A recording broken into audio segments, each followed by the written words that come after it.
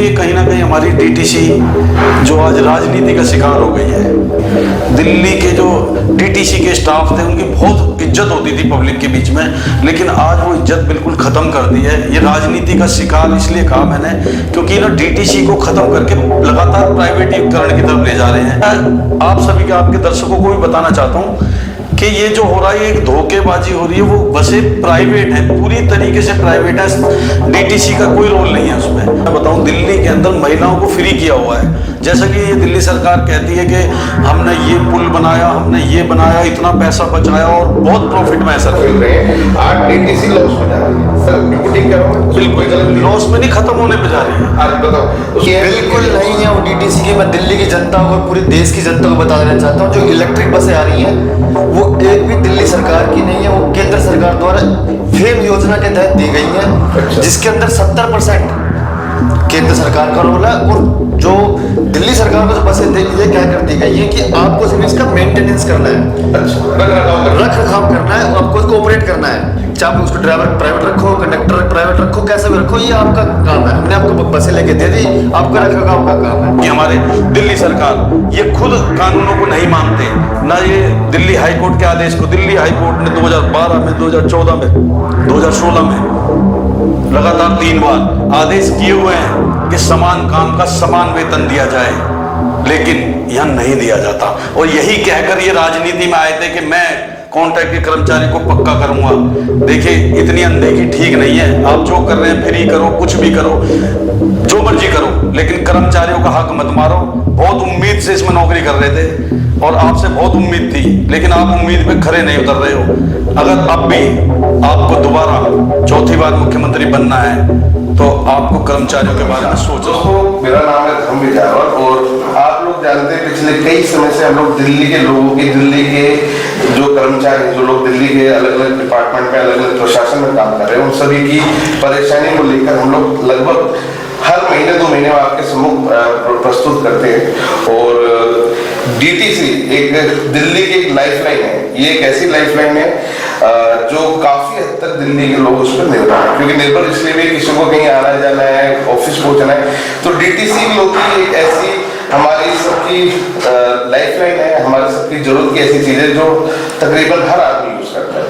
और DTC bus जो है वो हम सबकी जिंदगियों से जुड़ी हुई है, पर डीटीसी से जुड़े हुए जो लोग हैं, जो कर्मचारी हैं, उनके साथ अभी क्या स्थिति उत्पन्न हो गई है, कैसी उनकी जिंदगी चल रही है, इन सब चीजों को लेकर हम लोगों ने पहले भी कुछ खबरें आपके सामने प्रस्तुत की हैं।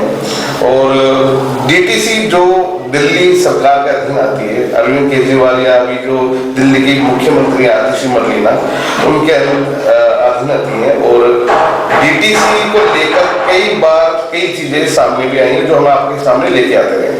दोस्तों, आज मेरे साथ मौजूद हैं चौधरी साहब हैं हमारे और शर्मा जी हैं। ये डीटीसी एकता यूनियन से हैं और इनका परिचय भी मैं इन्हीं से जानना चाहूंगा। पर उससे पहले कुछ चीजें जो मैं आपको बता दूं कि डीटीसी जो दिल्ली के तमाम लोगों से जुड़ी हुई है, तमाम नागरिकों के साथ जुड़ी हुई है, जो कि लोगों को उनकी मंजिलों तक पहुंचाती है। पर इनके कर्मचारी जो काम कर रहे हैं आज वो किस दिशा में और किस दशा में है, उसके बारे में हम लोग आज चर्चा करना है। सर, सबसे पहले तो आपका बहुत बहुत स्वागत है हमारे चैनल के अंदर। मैं चाहूंगा कि अपना छोटा छोटा एक परिचय आप हमारी जितनी भी जनता देख रहे हो तक अपना पहुंचा दें। सर, सबसे पहले तो मैं धन्यवाद करना चाहूँगा आपके चैनल का और आपका कि मजदूरों की आवाज़ को दिल्ली की आम पब्लिक तक पहुँचा रहे हैं ताकि हमें भी न्याय मिल सके। मैं ललित चौधरी, डीटीसी कर्मचारी एकता यूनियन का अध्यक्ष। सर, जैसे आपने बताया कि लाइफलाइन है दिल्ली की। देखो, दिल्ली में एक मिडिल क्लास लोगों की संख्या ज़्यादा है और वो सब निर्भर थे दिल्ली की डीटीसी परिवहन व्यवस्था पर और इसको अपना सब कुछ मानते थे। बहुत अच्छा रिलेशन हमारा पब्लिक के साथ रहता था, लेकिन ये कहीं ना कहीं हमारी डीटीसी जो आज राजनीति का शिकार हो गई है।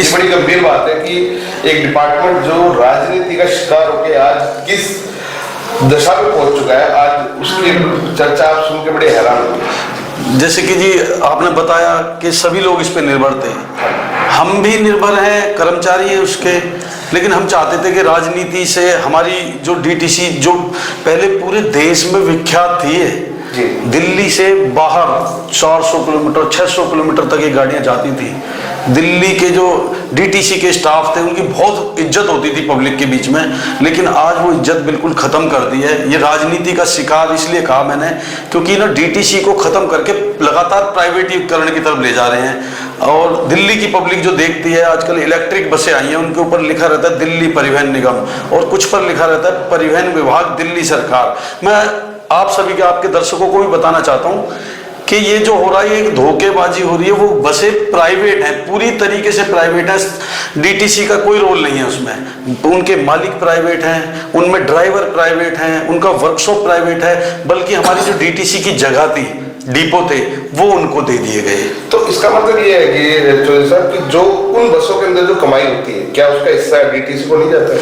सर देखिए, कमाई आपको ना पता हो तो मैं बताऊं, दिल्ली के अंदर महिलाओं को फ्री किया हुआ है। जैसा कि ये दिल्ली सरकार कहती है कि हमने ये पुल बनाया, हमने ये बनाया, इतना पैसा बचाया और बहुत प्रॉफिट में है सरकार, लेकिन कैसा प्रॉफिट जब कर्मचारी अपनी नौकरी करने के बाद तनख्वाह नहीं पा रहा है। दोस्तों, ये बड़ी गंभीर और बड़ी मजेदार बात भी मैं कहूंगा, और जय चौधरी साहब ने बताया कि हमने इस चीज को लेकर पहले भी कई बार बताया कि सरकारें चीजें फ्री कर रही हैं, अच्छी बात है, लोगों को फ्री चीजें मिलनी भी चाहिए, पर उस फ्री के चक्कर में हमारी सरकार को इंटरनली कितना लॉस हो रहा है। जैसे आज चौधरी साहब ने बताया कि डीटीसी की टिकटें फ्री कर दी अरविंद केजरीवाल साहब ने, चलो बहुत अच्छी बात है, आपने टिकटें फ्री कर दी है, आपकी राजनीति चमक रही है, इससे बढ़िया बात है, पर अपनी राजनीति को चमकाने के लिए आप डीटीसी के कर्मचारियों की जिंदगी के साथ खेल रहे हैं। आज डीटीसी लॉस में जा रही है। सर बिल्कुल ठीक कह रहा हूं मैं? बिल्कुल लॉस में नहीं, खत्म होने पे जा रही है। आज बताओ,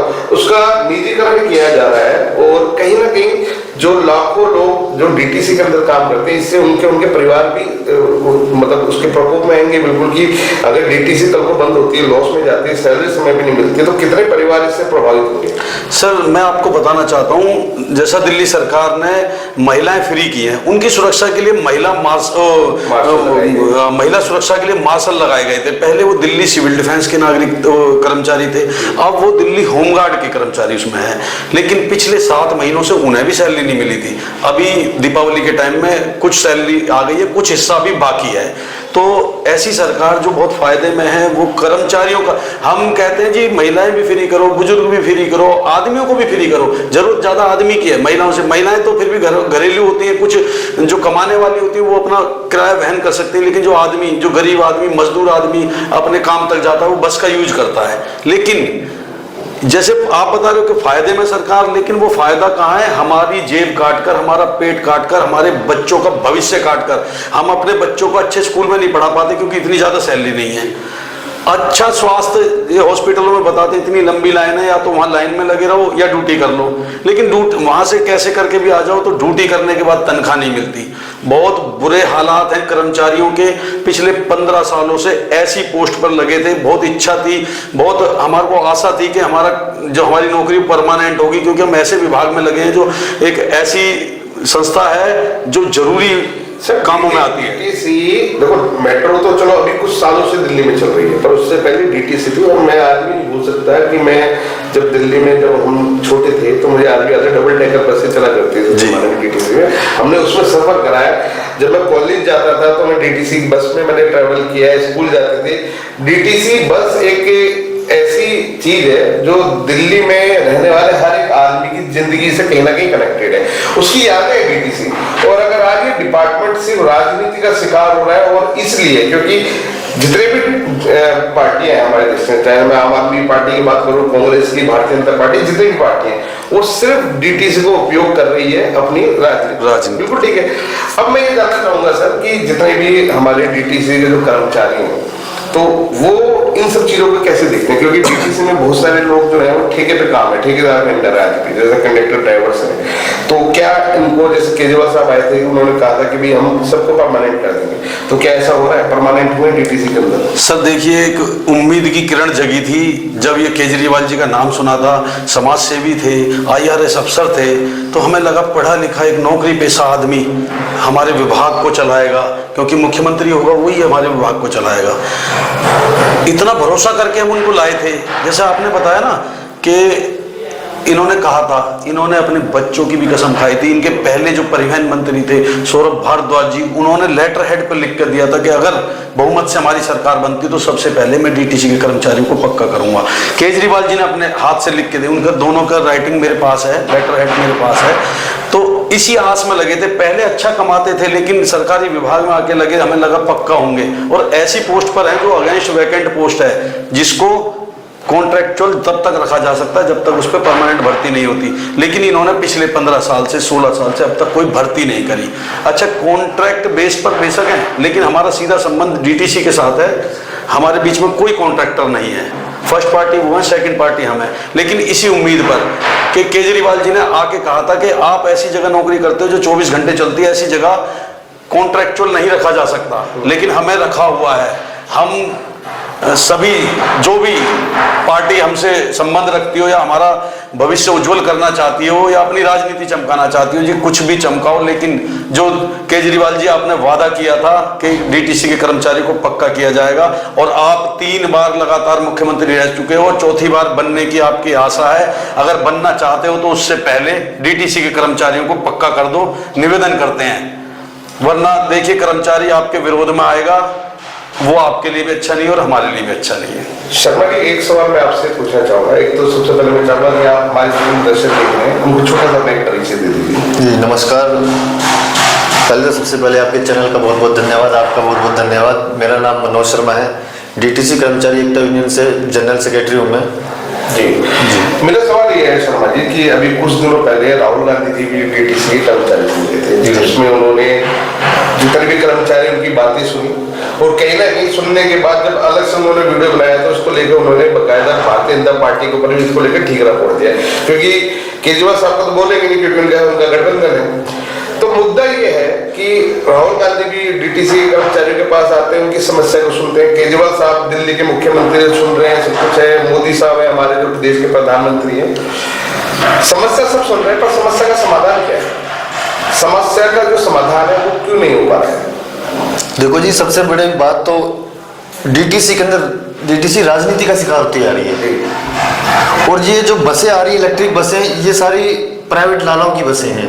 अच्छा, जिनको दिल्ली की जनता पब्लिक सोचती है कि ये दिल्ली ये सरकार की बसें हैं, या फिर ये बसें केंद्र सरकार ने दी हैं। मतलब कहीं ना कहीं इसमें भी आप ये कहना चाहते हैं कि कुछ ना कुछ सरकार या राजनीतिक पार्टियों का मिला जुला है। मिला जुला आप कह रहे हैं, क्योंकि जितने भी दर्शक देख रहे हैं सबको तो ये लगता है कि बसें सिर्फ एक जमाना था जब प्राइवेट बसें चलती थी, ब्लू लाइन किलर लाइन बोलते थे, कितने लोग मारे गए थे, वही दौर दोहरा चुका है। तो क्या अब जो बसें चल रही है, आप ये कहना चाह रहे हैं कि वो डीटीसी की नहीं है? बिल्कुल नहीं है वो डीटीसी की। मैं दिल्ली की जनता और पूरी देश की जनता को बता देना चाहता हूँ, जो इलेक्ट्रिक बसें आ रही हैं वो एक भी दिल्ली सरकार की नहीं है, वो केंद्र सरकार द्वारा फेम योजना के तहत दी गई है। अच्छा। जिसके अंदर 70% केंद्र सरकार का रोल है, और जो दिल्ली सरकार को जो बसें ये कह कर दी गई हैं कि आपको सिर्फ इसका मेंटेनेंस करना है। अच्छा, रख रखाव करना है, और आपको इसको ऑपरेट करना है। चाहे आप उसको ड्राइवर प्राइवेट रखो, कंडक्टर प्राइवेट रखो, कैसे भी रखो, ये आपका काम है। हमने आपको बसें लेके दे दी, आपका रख रखाव का काम है। उसके अंदर बस के अंदर ड्राइवर प्राइवेट है, सब वर्षों से चौधरी जी ने बताया। अब कई दशकों से पहले आप देखते होंगे ब्लू लाइन किलर लाइन बहुत आए दिन एक्सीडेंट होते थे, बहुत परिवार की जाने जाती थी। अब वही दौर दोबारा आ चुका है दिल्ली के अंदर। आए दिन ऐसा कोई दिन नहीं होता, ऐसा कोई समय नहीं होता कि एक्सीडेंट ना हो। कई जाने जा चुकी हैं उसके अंदर, परिवार बेचारे सुनने हो चुके हैं उनके। तो कहने का मतलब यही है कि जो बसें हैं ये किलर बसें हैं। जो ड्राइवर है वो किलोमीटर में गाड़ी चलाते हैं, किलोमीटर में गाड़ी जितनी गाड़ी चलाएगा जितना भगाएगा उतना पैसा मिलेगा। तो सवारी बैठे ना बैठे उनसे कोई मतलब नहीं है। उनको सिर्फ सवारी से मतलब नहीं है। मैं ये चाहूंगा कि वीडियो हमारे केजरीवाल साहब को या तो देखें, नहीं तो उनको दिखाई जाए, ताकि उनको सच्चाई पता चले कि दरअसल में डीटीसी के कर्मचारी के साथ क्या हो रहा है। अच्छा, करते वो लोग हैं, भुगतना आप लोगों को भुगतना पड़ता है। देखो, ये उनके ऊपर भी दबाव है। हर कोई इंसान, हर कोई आदमी चाहता है कि मैं 2 पैसे फालतू कमाऊं, तो वो भी ये सोचते हैं कि मैं 2 किलोमीटर फालतू चला लूंगा तो मुझे 2 पैसे ज्यादा मिल जाए। पैसे कमाने की रेस में सरकार घाटे में चले जाए उससे कोई मतलब नहीं है। उनको अपनी जेब पूरी होनी चाहिए, क्योंकि वो प्राइवेट मालिकों की गाड़ी है, तो कहेगा भी जितनी भगाओ उतना अच्छा है। उनका मालिक को भी तो उतना ही पैसा मिलेगा। मालिक को सरकार 1 किलोमीटर का जो प्राइवेट लालों को 120 रुपए देती है। अच्छा, पर किलोमीटर का 120 रुपए देती है दिल्ली सरकार, जो प्राइवेट लालों को जो मार्केट में जो मालिक हैं इन बसों के, उनको 1 किलोमीटर का 120 रुपए पेड करती है। उसके अंदर ड्राइवर का खर्चा, मेंटेनेंस सब कुछ हो जाएगा। तो कुल मिला के कहने मतलब ये है कि एक्सीडेंट तभी हो रहे हैं, उनके ऊपर दबाव रहता है, उनके लालों पर दबाव रहता है कि ज़्यादा से ज़्यादा बसें चलाओ, सब में सवारी से मतलब नहीं है, सवारी बिठाओ या मत बिठाओ, घंटे का भी कोई टाइमिंग नहीं है, कोई टाइमिंग नहीं है बिल्कुल। मतलब 8 घंटे की शिफ्ट होती है, चाहे वो 10 घंटे में चलाओ, 12 घंटे में चलाओ, हमें ड्यूटी पूरी चाहिए। शर्मा जी, ये बड़ा गंभीर सवाल है, और जैसा अभी शर्मा जी ने बताया, तो चौधरी साहब, जो बसें इस तरह की चल रही है, क्या वो मतलब कोई भी आदमी अपनी बस ले आके डीटीसी में लगा सकता है, या कुछ सिलेक्टेड लोग हैं ऐसे, या इसमें भी आपको क्या लगता है कि कोई करप्शन या कोई भ्रष्टाचार? सर इसमें देखिए, एविडेंस के साथ तो नहीं कह रहा, लेकिन बाकी आप खुद समझ सकते हैं प्रैक्टिकल के माध्यम से। ये एक तो हमारे जो पूर्व मुख्यमंत्री साहब हैं वो भी लाला जी हैं जी, और ये जो कंपनियां हैं ये भी लाला जी की है। इन कंपनियों को गाड़ी चलाने का पैसा मिलता है। पब्लिक को गाड़ी चलने का फायदा तब होता है कि गाड़ी प्रॉपर स्टैंड पे रुके और सवारी चढ़ाए और उतारे, लेकिन उसमें ड्राइवर को भी समझाया गया कि जितनी गाड़ी चलेगी उतना तेरा पैसा बनेगा। तो ये जो देखा, जैसे कई बार वहाँ पर शिकायत आई है, लोगों ने कहा कि भैया स्टैंड पे सवारी खड़ी है, बस वाला रोकते ही लेके निकल गए, जबकि लोग उसको हाथ दे रहे हैं, पीछे भाग रहे हैं। मतलब उसका कारण यही है कि वो जितनी भगाएंगे उतना पैसा उनको मिलेगा, सवारी जाए भाड़ में। सर अगर किसी आदमी को किसी काम के लिए हायर किया गया तो वो वही काम करेगा, उनको गाड़ी पहिया घूमने का पैसा मिलेगा, पहिया रुकने पर तो वो लेट हो जाएंगे। उन्हें उनका टारगेट है 120 किलोमीटर गाड़ी चल के आनी है तो वो चल के आएंगे। जो मैं समझता हूँ, जहाँ तक मुझे ज्ञान है, अगर कोई एक बस अगर किसी रूट पे चल रही है, और दिल्ली के अंदर जनरली एक रूट जो होता है अप डाउन करे तो 50 से 60 किलोमीटर का होता है। अगर 50-60 किलोमीटर कोई आदमी बस चला रहा तो दिन में ज्यादा से ज्यादा 8 या 9 घंटे के अंदर या 10 घंटे के अंदर 4 या 5 चक्कर ही मार सकता है, क्योंकि हर एक स्टैंड पे जाके बस रुकना, उसमें 2-3 मिनट वो लगते हैं, तो ये 5-6 चक्कर से ज्यादा नहीं मार सकता है। देखिए, कोर्ट की गाइडलाइन है, दिल्ली जैसे कंजेस्टेड शहर में, भीड़ भाड़ वाले शहर में गाड़ी को 99 किलोमीटर से ज्यादा नहीं चलाया जा सकता 8.5 घंटे की ड्यूटी में। लेकिन ये प्राइवेट लालाओं को फायदा पहुंचाने के लिए किलोमीटर का मतलब ये हो गया कि मतलब पूरे दिन में वो जाएगा 2 या 3 चक्कर मार सकता है बस। तो सर 2-3 चक्कर ही लगते हैं 8.5 घंटे। मेरे को तो किसी ने बताया है कि बस ड्राइवर जो है वो तो दिन में 5-5 चक्कर मार रहे होते हैं। तो वो चक्कर छोटे रूट कम छोटा रूट होता है, तो लंबा रूट है किसी में एक ही चक्कर है, किसी में 2 चक्कर। भारी मुद्रिका। भारी मुद्रिका। अच्छा, तो अब इन सब चीजों का समाधान क्या है सर? देखिए सर, इसका सीधा समाधान ये है कि आप देखिए, कोई प्राइवेट जो मालिक हैं, आपने जैसे बताया ना, कोई भी बस लगा सकता है, ऐसा नहीं है। 3-4 आदमी मिलकर एक कंपनी बनाते हैं। और जैसा भाई साहब की थोड़ी सी बात को काटना चाहूंगा, जैसे भाई साहब ने बताया कि 70% वहां से बस नहीं मिली, वहां से सब्सिडी मिली थी। अच्छा, सब्सिडी मिली थी राज्य सरकार को, लेकिन राज्य सरकार ने किसको दिला दी? प्राइवेट मालिकों को। सरकार की कोई बस नहीं है। और देखिए, जो बसें डीटीसी के ड्राइवर 20 साल से चलाते आ रहे हैं, इस पब्लिक के बीच में, इस ट्रैफिक के बीच में चलाने का जिनको अनुभव है, उनको इनसे दूर किया गया है, उनको बेरोजगार किया जा रहा है। और इन पर जो ड्राइवर लगाए गए हैं ना, कोई ऑटो का ड्राइवर, किसी का 1 साल पुराना, जबकि दिल्ली के अंदर 3 साल पुराना लाइसेंस होना अनिवार्य है, अनुभव होना। लेकिन यहाँ नए बंदों को देखा कि बहुत छोटी उम्र के लोगों को, हाँ, ट्रैक्टर चलाने वाले, ऑटो चलाने वाले, अगर उनकी प्रॉपर तरीके से जांच की जाए ना, तो उनके पास प्रॉपर डॉक्यूमेंट भी नहीं है। लेकिन इन प्राइवेट लालाओं को अपनी बसें चलवाने के लिए सब भर्ती करें। ये कुल मिलाकर प्राइवेट सेक्टर को फायदा पहुंचाने के लिए किया जा रहा है। उसका समाधान भी बता देता हूँ, थोड़ा सा समय ज्यादा है। इसका समाधान भी देखिए, कोई जब जिम्मेदार होता है ना, मैं जिम्मेदार हूँ, गाड़ी चला रहा हूँ, मुझे पब्लिक की जान की भी परवाह है, अपनी नौकरी की भी परवाह है। मेरी नौकरी जाने का खतरा मुझे होगा तो मैं उतनी ही ज्यादा सावधानी से काम करूंगा, पब्लिक को प्रॉपर चढ़ाऊंगा, प्रॉपर उतारूंगा, पब्लिक को सेवा दूंगा। लेकिन आज जो सेवा हो रही है वो केवल प्राइवेट कंपनियों की सेवा करने के लिए ये स्कीम लाई गई है।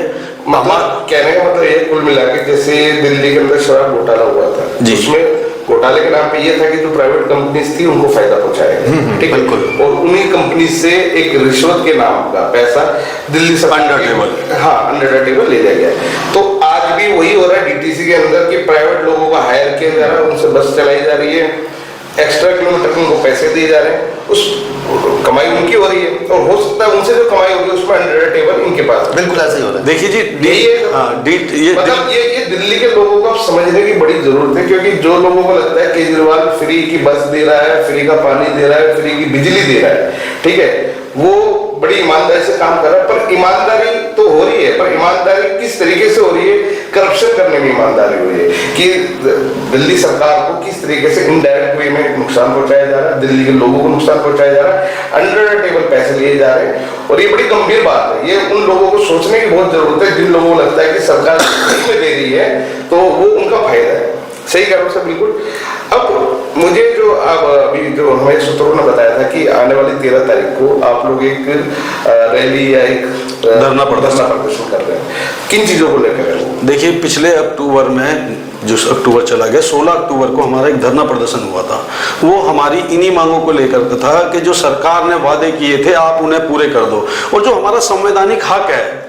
देखिए, मजदूर के साथ एक नियम बनाया गया, एक संविधान ने उनको पावर दिया है, एक अधिकार दिया है कि आपको 8.5 घंटे नौकरी करनी है, उसके बाद आपसे कोई जबरदस्ती काम नहीं ले सकता। लेकिन ये प्राइवेट कंपनी के मालिक हमारे इन मंत्रियों के साथ मिलकर हमारे कर्मचारियों के साथ इतना तानाशाही कर रहे हैं, उनसे 12 घंटे नौकरी कराते हैं, 10 घंटे नौकरी कराते हैं। रूल होता है ओवर टाइम का, अगर 8.5 घंटे से ज्यादा, एक तो हमारी मर्जी के बिना काम नहीं लिया जा सकता। अगर हम अपनी मर्जी से कर भी रहे हैं तो कानून यह है कि 1 घंटा अगर आपने उसके बाद एक्स्ट्रा काम किया है तो आपको 2 घंटे के पैसे मिलेंगे, ये कानून है। लेकिन ये यहाँ उस 1 घंटे में भी आधे घंटे के पैसे देते हैं। अच्छा, मतलब अभी भ्रष्टाचारी हो रहा है। देखिए, होली, दिवाली आती है, 15 अगस्त आता है, 26 जनवरी आती है, तो हर किसी को एक हर्ष होता है, उल्लास होता है कि मेरे देश का त्योहार है और मेरे धार्मिक त्योहार हैं, इन पे जीएच दी जाती है। लेकिन हमारे कर्मचारी को कोई जीएच नहीं, सिर्फ 3 जीएच होती है, जो 26 जनवरी, 15 अगस्त और 2 अक्टूबर। इसके अलावा कोई त्योहार नहीं, कोई कुछ नहीं। और इन त्योहारों पर, रक्षाबंधन है, भैया दूज है, दीपावली है, होली है, इन पर एक तानाशाही हो रहा है। अगर ड्यूटी नहीं आया कल तो कानूनी कार्रवाई की जाएगी, विभागीय कार्रवाई की जाएगी। 2000 रुपए, जिनको 700 रुपए 800 रुपए वेतन मिलता है, उनको 2000 रुपए की पेनल्टी लगाई जाती है। सर, ये दिल्ली के अंदर जो देश की राजधानी है, यहाँ पर कानूनों का खुलेआम उल्लंघन हो रहा है। और जो ये सबको दुहाई देते रहते हैं हाई कोर्ट की, सुप्रीम कोर्ट की, हमारे दिल्ली सरकार, ये खुद कानूनों को नहीं मानते। ना ये दिल्ली हाई कोर्ट के आदेश को, दिल्ली हाई कोर्ट ने 2012 में, 2014 में, 2016 में लगातार 3 बार आदेश किए हुए हैं कि समान काम का समान वेतन दिया जाए, लेकिन यहां नहीं दिया जाता। और यही कहकर ये राजनीति में आए थे कि मैं कॉन्ट्रैक्ट के कर्मचारी को पक्का करूंगा। देखिए, इतनी अनदेखी ठीक नहीं है। आप जो कर रहे हैं, फ्री करो, कुछ भी करो, जो मर्जी करो, लेकिन कर्मचारियों का हक मत मारो। बहुत उम्मीद से इसमें नौकरी कर रहे थे और आपसे बहुत उम्मीद थी, लेकिन आप उम्मीद पे खरे नहीं उतर रहे हो। अगर अब भी आपको दोबारा चौथी बार मुख्यमंत्री बनना है तो आपको कर्मचारियों के बारे में सोचना होगा। बहुत आशा रखते हैं आपसे कर्मचारी अभी भी, लेकिन अगर आप अब नहीं उतरे तो मजबूरन कर्मचारी विरोध में उतरेगा। और एक एक कर्मचारी पर डे 500-500 आदमियों को हैंडल करता है। बस में जितने चढ़ते हैं, और पूरी दिल्ली के और बाहर के भी नागरिक होते हैं। अगर वो प्रचार पे उतर आया, आपका दुष्प्रचार करने लगा, तो आपको बहुत नुकसान होने वाला है। इसलिए विरोधी ना होने दें, बागी ना होने दें, हमारी भी सुने। दोस्तों, चौधरी साहब की बातें सुन के मैं थोड़ा सा भावुक हो गया हूँ। भावुक इसलिए हो गया क्योंकि इन्होंने आज जो डीटीसी बस का जो एक नया एंगल बताया, वो वाकई में मतलब शायद आपने, मैंने, हम लोगों ने कभी नहीं सोचा होगा। आप सोच के देखिए, एक ऐसा व्यक्ति जो 18-18 घंटे, 12-12, 15-15 घंटे बस चला रहा है, अपनी जान जोखिम में डाल के, क्योंकि ड्राइवरी करना या कंडक्टरी करना कोई आसान काम नहीं है। इतने लोगों को बस में चढ़ाना उतारना, उसके बावजूद भी अपनी जीवन को रिस्क में लेके ये लोग बस चलाते हैं। दिवाली, दशहरा, हर त्योहार पे आपकी, हमारी सबकी छुट्टी होती है, परंतु ये लोग फिर भी रोडों पे डटे होते हैं कि आपको आपकी मंजिल तक पहुंचाएंगे। उसके बावजूद दिन रात, सर्दी गर्मी, सब में ये लोग हमारी आपकी सेवा के लिए उपलब्ध है। सरकारें आती हैं, बनती हैं, और डीटीसी जैसे बड़े डिपार्टमेंट जो कि लाइफ लाइन है दिल्ली की, इनको अपनी राजनीति के लिए इनको उपयोग किया जाता है। चलो ठीक है, आप राजनीति कर रहे हो, सही है, परंतु उनके कर्मचारियों का ध्यान रखना भी आपकी जिम्मेदारी है, क्योंकि वो लोग भी दिल्ली के नागरिक हैं और आप ही के डिपार्टमेंट के कर्मचारी हैं, तो उनकी जिम्मेदारी भी आपकी बनती है। परंतु आज हो क्या रहा है कि जबरन उनसे गाड़ियां चलाई जा रही हैं, प्राइवेट मालिकों को मुनाफा दिया जा रहा है, उनकी तमाम बेसिक बुनियादी जो जरूरतें हैं उनसे उनको वंचित किया जा रहा है। उनको ओवर टाइम के नाम पे कुछ नहीं मिल रहा है, बड़ा मुश्किल उनको अपना घर चलाना पड़ रहा है, और आज तो कंडीशन ये आ गई है कि अब उनको सैलरी भी समय पर नहीं मिल रही है। तो ऐसी कंडीशन में अगर डीटीसी चलेगी और कब तक चलेगी, ये सोचने वाली बात है, गंभीर बात है। दूसरी बात ये, जिन लोगों को ये लगता है कि सरकारें जो फ्री की रेवड़ियां बांट के आपका हमारा सबका भला कर रहे हैं, वो उस भले के साथ में कितने कर्मचारियों के साथ अनर्थ कर रही है, उनके कितना उनको नुकसान पहुंचा रही है, ये बड़ी गंभीरता से सोचने का विषय है। तो दोस्तों, आज हमारे साथ शर्मा जी चौधरी साहब मौजूद थे और डीटीसी की जो परेशानी है वो हमने आप तक पहुंचाने की कोशिश करी है, क्योंकि आप लोग सभी वो लोग हैं जो हमें देख रहे हो कहीं ना कहीं बस से, चाहे वो डीटीसी हो, दिल्ली से बाहर की बरसात हो बसें हो, महाराष्ट्र की बसें हो, यूपी की हो, कहीं की भी हो, किसी भी राज्य की बसें हो, उनमें जितने भी कर्मचारी हैं जो लोग काम करते हैं वो किस स्थिति में अपना घर परिवार चलाकर कैसी स्थिति में काम करते हैं, बड़ी गंभीर सोचने की जरूरत है। आप और हम लोगों को सोचना भी चाहिए इस विषय को लेकर, क्योंकि ये लोग वो हैं जो आपको और हमें हमारी मंजिलों तक पहुंचाते हैं। हम तो अपनी मंजिलों तक पहुंचे, पर ये अपनी मंजिल तक क्यों नहीं पहुंच पा रहे और सरकारें इनको इनकी मंजिल तक पहुंचने के लिए क्यों रोड़ा बीच में अटका रही है, ये एक गंभीर विषय है। इसके लिए सबको सोचना चाहिए, खासतौर से सरकार को जरूर सोचना चाहिए। किसी भी कर्मचारी को इतना बागी ना कर दिया जाए कि वो उनके सामने आके खड़ा हो जाए। अगर ये लोग ईमानदारी से मेहनत से काम करते हैं तो इनको इनका हक जरूर मिलना चाहिए, और इनके हक के लिए हम और हमारी टीम लगातार लड़ती रहेगी और साथ में इनके खड़े हैं। तो दोस्तों, आप देख रहे थे आज सच्ची रफ्तार, और डीटीसी से जुड़ी हुई तमाम जानकारियां, तमाम उनके मुद्दे हम आप तक ऐसे ही पहुंचाते रहेंगे। बने रहे हमारे साथ, और वीडियो सही लगे, अगर आपको लगता है कि शर्मा जी हैं, हमारे चौधरी साहब हैं, इनकी जो मांगे हैं, डीटीसी के जो कर्मचारी हैं उनकी मांगे बिल्कुल ठीक है, तो इस वीडियो को ज्यादा से ज्यादा शेयर करें ताकि हमारी सरकारों के कान जो बंद हो चुके हैं वो खुलना शुरू हो। धन्यवाद।